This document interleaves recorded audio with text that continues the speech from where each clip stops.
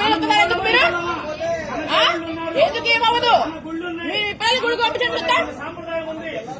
ఏమ్మా పంపిస్తావు గుడికి పిల్లల్ని? ఇలాగండి మీరందరూ ఇలాగండి.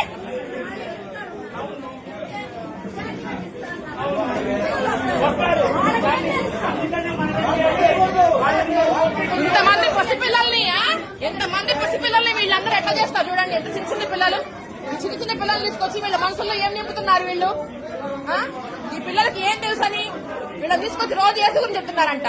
వీళ్ళలో చూస్తేనేమో రాముడు, శివుడు, కృష్ణుడు, వీడి విగ్రహాలు ఉంటాయి. వీళ్ళు తీసుకొచ్చి పిల్లల మొహం అందరికి బొట్లున్నాయి. వాడేడి విభూతి పెట్టుకున్నాడు, వాడి మొహానికి విభూతే ఉంది.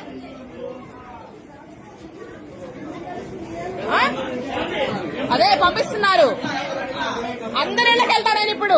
రే నువ్వు ఉండరా, నువ్వు రే మీ ఇల్లెక్కడా రేసు ఇవి ఇవే ఆ పిల్లలకు పాఠాలు చెప్పేది. అరే ఇవే మన పాఠాలు ఏరా? మామూలుగా తెలిసింది కదా.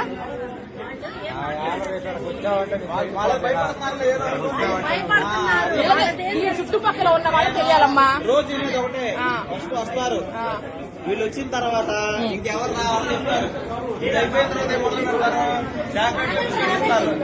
ఏం కాడిస్తారు, వెళ్తా వెళ్తా చదువుతారు. ప్రభు ఒక్కడే దేవుడు అని చదువుతారు. మెల్లిమెల్లిగా రోజు కొంచెం ఎక్కిస్తున్నారు. అదే మీరు ఇక్కడ వాళ్ళండి. ఏదో సాధన అది. మరి మీరు ఎందుకు ఊరుకుంటున్నారు? మీరు వచ్చి అడగాలి కదా. ఇప్పుడు మీరు ఎక్కడి నుంచో రావాలా?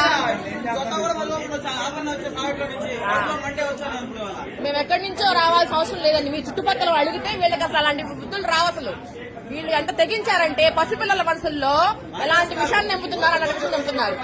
రేపొద్దున మీ పిల్లలు మీకే ఎదురు తిరుగుతారు. వీళ్ళెవరు ఇక్కడ వాళ్ళు కాదా?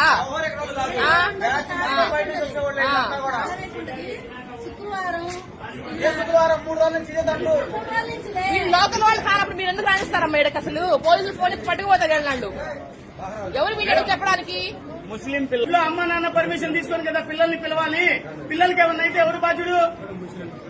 పిల్లలకి ఏదైనా జరిగితే ఎవరు చెప్పాలి? మీ పేరు? ఏం చెప్తున్నారు స్కూల్లో? ఏం చెప్తున్నారు? మోకాల మీద నుంచో పెడుతున్నారా డైలీ? బాగుందా? కాదు, ఏం పేరు మా తల్లి? ఏం పేరు నీ పేరు? నీ పేరు తల్లి? Very good. నీ పేర్రా?